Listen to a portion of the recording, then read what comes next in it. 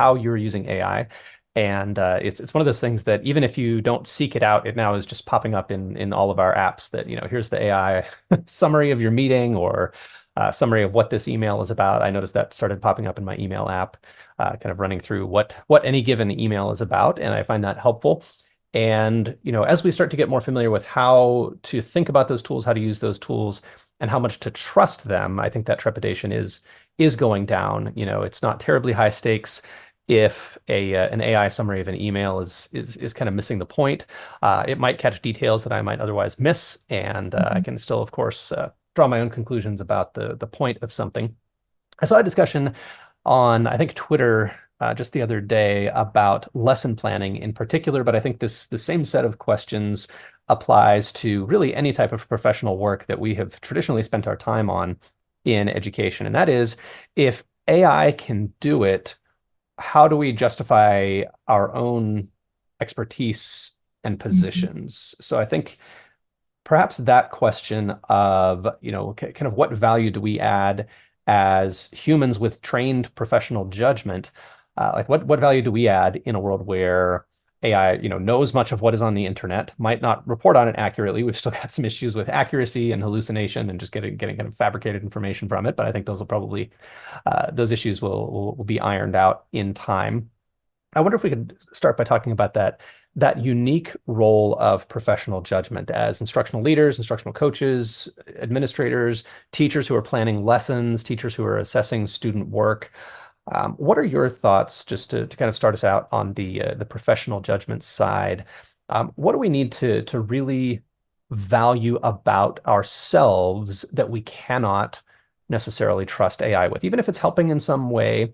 What do you see as kind of our core, I don't want to say, uniquely human value, though, that we can kind of lean on and say, this is what I'm here to do, even if AI is helping with other stuff? I think that's really important. And to go back to some of these elements of trepidation, when we show a little bit of a tool that Kim and I get to be a part of here at SIBME, one of the things that we hear sometimes from the instructional leaders in the room is, oh my gosh, this is like mind-blowing. It's amazing. This is going to transform my teachers thinking about their teaching. And then almost immediately after that, am I out of a job? Like, they're just kind of like thinking out loud. And the thing that I think is so powerful and something that's really kind of flipped for me as I think about AI, again, is just in how we leverage it. And there are going to be some things that AI cannot do for us. Yes, it can create a draft. It can give us some ideas for different ways we might pose feedback. It can help us draft letters of recommendation. I'm seeing so many amazing ways people are using AI right now in the chat. But we still have to have that professional judgment piece. It's very clear when you see AI has a voice. Like, you can tell AI's voice versus my 8-year-old who was using AI in his Grammarly add-on to revise his literary analysis of an Edgar Allan Poe poem, which was very sophisticated. And I said, Brian, that sounds nothing like you. What does this mean to you? Like, helping him. It's there and it's great, but also, like, where are you in it? Where's the human in it? And I think the value of this, especially for us as leaders, is, again, if I can leverage some of these easy tasks that are time consuming, but really kind of lower on the totem pole for us. They're necessary for me to do to get to the other stuff. But I sometimes spend so much of my time here that I don't get as much time to be present over here. And I'm talking about the conversations. I'm talking about, being able to identify the uniqueness of a situation, that I don't just have a first-year teacher, but I have a first-year teacher who's also a first-time mom and who is maybe going through some troubles in their marital situation. And that is compounding the effect in the classroom for them. And how do I be there for them as a human, not just what does AI say and what feedback I should give to this teacher. So if AI can help me identify some key data, give me a synopsis of maybe something that I can kind of go in there with, then I have to decide, how will I use this as a tool, or will I use it right now at this point, given the context of this human situation, this partnership that I'm in with the people I support. So you can't take that part away. AI will never be able to do that because it is not a human. It doesn't have empathy and emotion and compassion in it. And those are the things that make us amazing leaders and people. So Yep, I agree. And I think, Raquel in there was talking about lesson plans. AI can spit out a lesson plan for you, but it can't account for the learners that are in your classroom. And every single classroom is different, and every single learner is different. There are some things that are going to have to change. So it's a starting point, but it's not enough. And that's the same for the reports that we're able to run on, the classroom lesson that happened. There's some data that we can give, and it's all quantitative, and that's all good. But I think good research has both quantitative and qualitative aspects. And I just don't think AI is equipped yet to do that qualitative, that emotion, that really getting to know your students and the people in front of you. Arguably, relationship building is the most important thing for teachers, and that's just something that AI doesn't have. So we are not getting rid of teachers because we need them, but it might help in terms of analyzing things a little bit and having things done a little bit quicker. mm-hmm.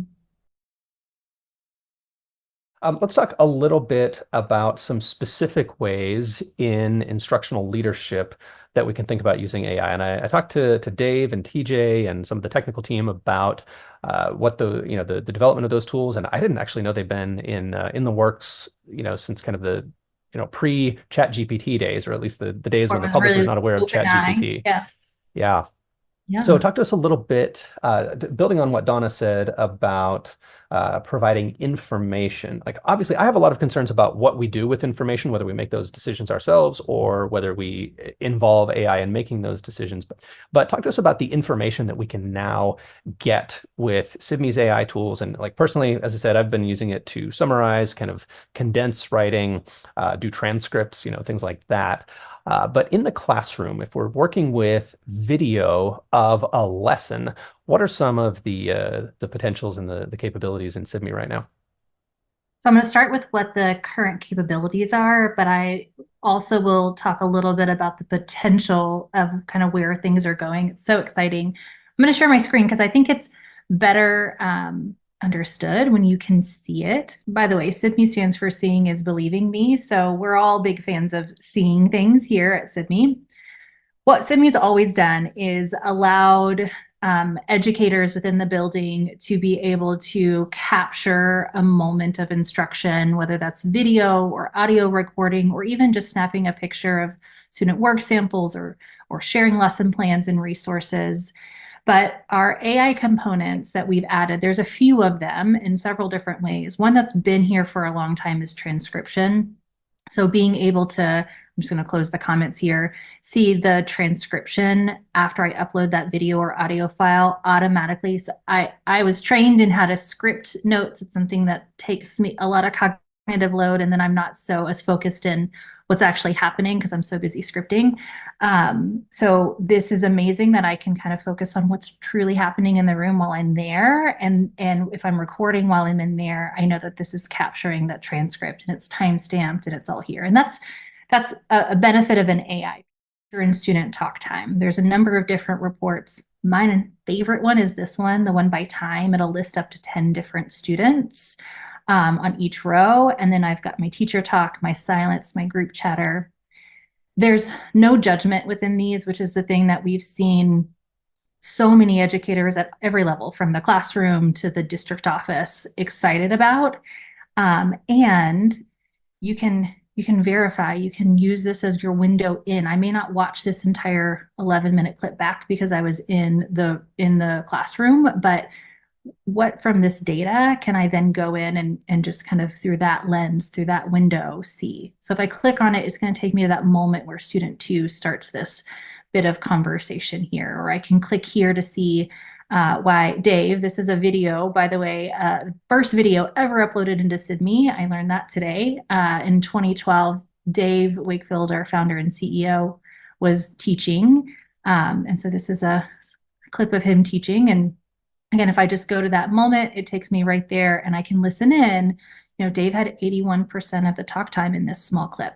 This is just a snapshot of his instruction. And if I go through and I watch this, I'll start to see that he's introducing a new concept. It's new urbanism. It's the direct instruction portion of his lesson, not the entire lesson. And the leadership task, right, as I'm supporting teachers of doing these walkthroughs, doing observations, or even when I can't be in the classroom, teachers can record their own videos and share them with me or keep them in their private workspace, but then get immediate feedback with not the snap of a finger, but a simple click of a button. And they can get all of these metrics around their instruction and use them to support that reflection. I can use this as a leader to support how I might help Dave reflect about this instruction, questions I might ask a little bit further, a number of those things. So I'm just going to pause there and see if, Kim, you have anything else on this aspect of the AI within SIDME.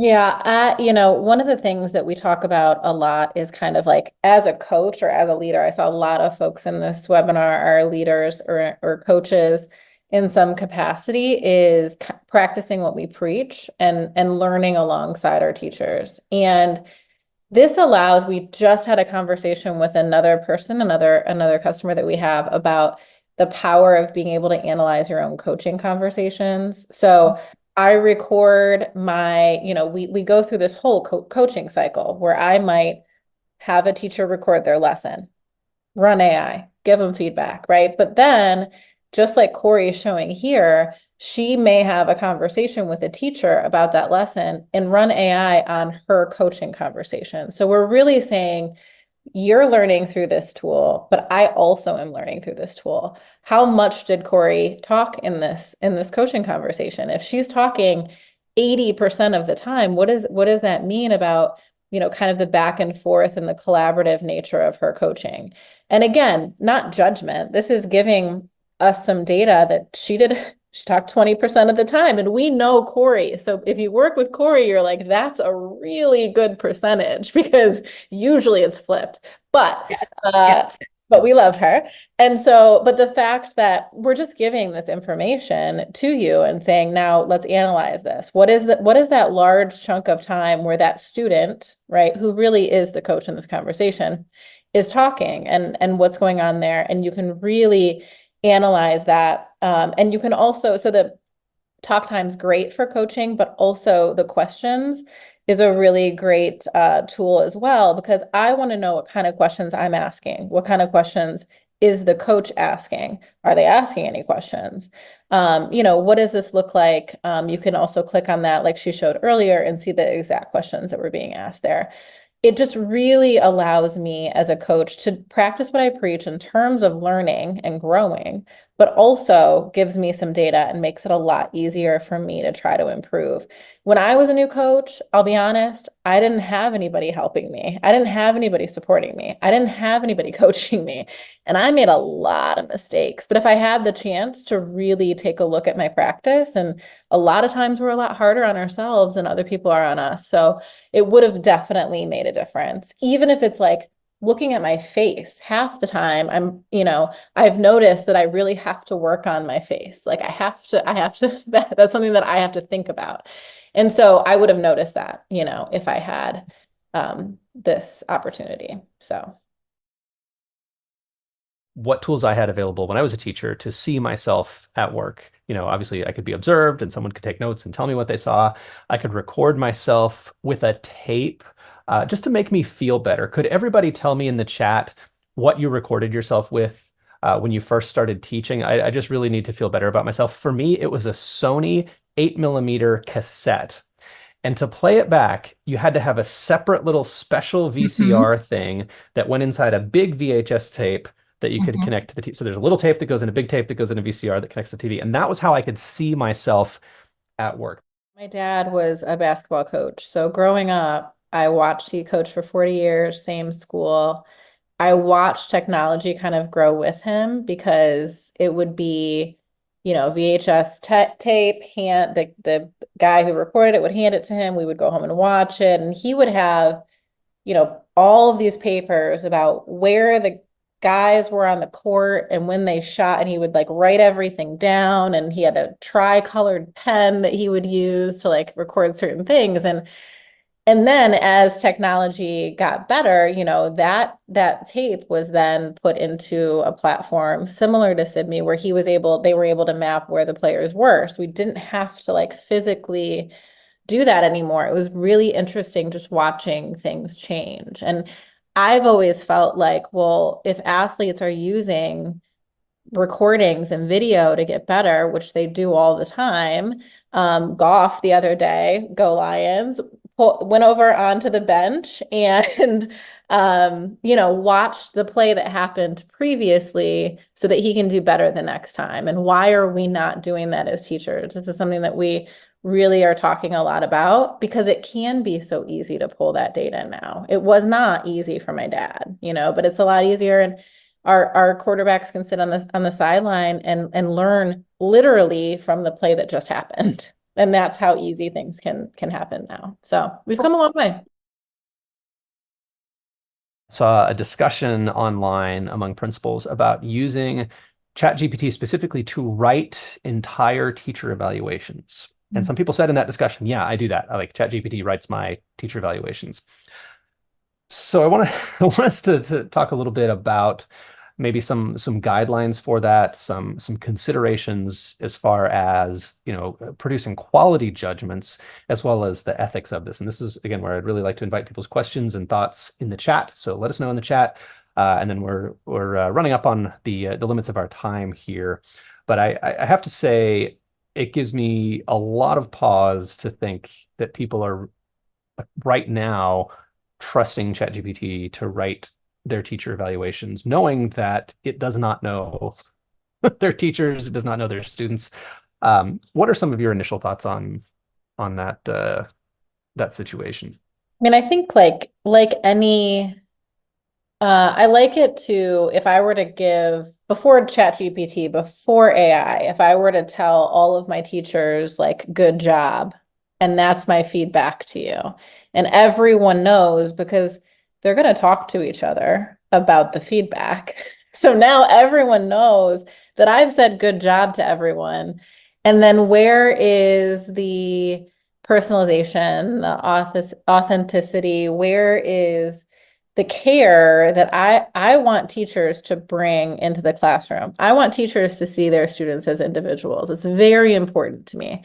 And so I want to make sure that teachers feel like they're individuals when I'm giving them feedback. And if I plug and play this type of evaluation, that's not going to be what they see. I know that Cory is going to have some very specific thoughts around that, particularly when it comes to writing things for students and stuff like that. But I just think that if I expect teachers to see students as individuals, I need to do the same.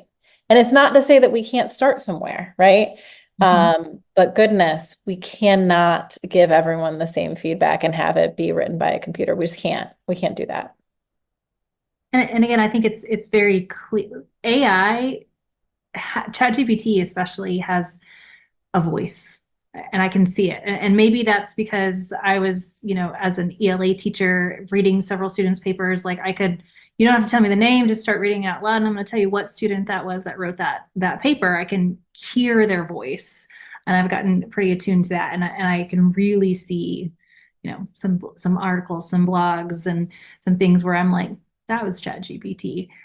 Not to, like, as Megan says, cringe. Absolutely, use it to rewrite it, maybe. So it could be your first draft. It could help you refine and revise, maybe.